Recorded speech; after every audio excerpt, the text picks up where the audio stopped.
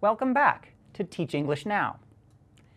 In the last video, we talked about the problem of time and ways in which you can solve this problem by either increasing the amount of practice within the class or helping students recognize that language can be learned outside the classroom.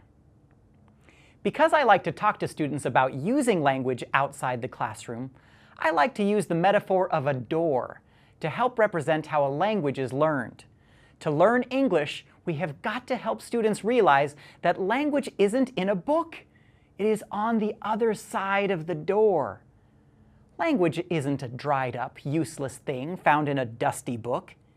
It is a powerful, motivating, useful thing that can help you communicate and connect with people in fascinating ways, both in and out of a classroom.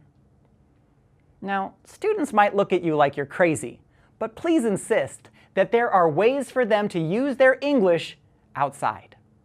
For example, one way to help students use language outside the class is to encourage students to list their possible resources. Who do they know who speaks English? Who might be interested in speaking English with them? Having students simply recognize their own network is a powerful tool to help them analyze potential opportunities. It can help you as a teacher to know who the resources are as well. And you can always invite English speakers to your class to help create a stronger language learning community. After students have written down their list of resources, people, places, and things where they can use English, you can help them create language goals that will push them out of their comfort zones and give them time to think about where they might use their English. Another possibility is the creation of English clubs. These are places where students can go to speak freely and practice the forms they are using.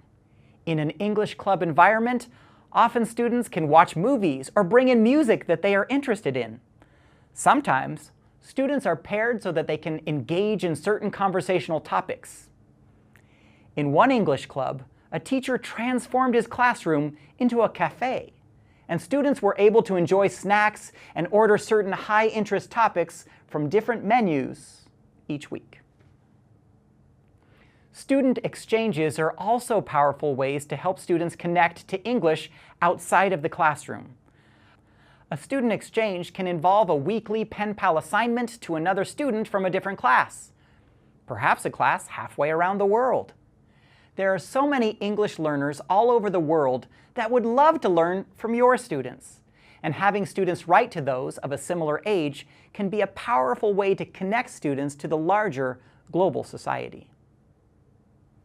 There are hundreds of other ways teachers are trying to connect their students to opportunities outside of the classroom.